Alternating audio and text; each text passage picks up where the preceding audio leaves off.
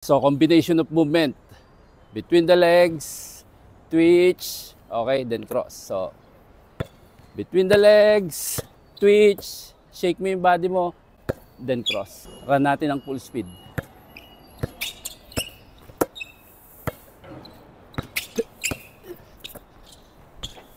Pangalawang combination, misdirection and cross jab. So ganito siya iraran. Dribble ka, misdirect, then cross jab. So iran natin siya ng full speed.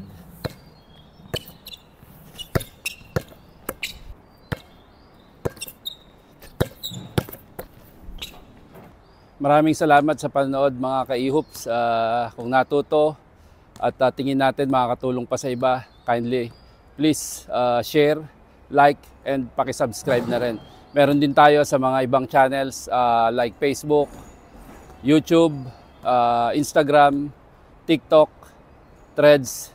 So hopefully matulungan nyo ako na ma-share yung mga videos para marami pa tayong maturuan.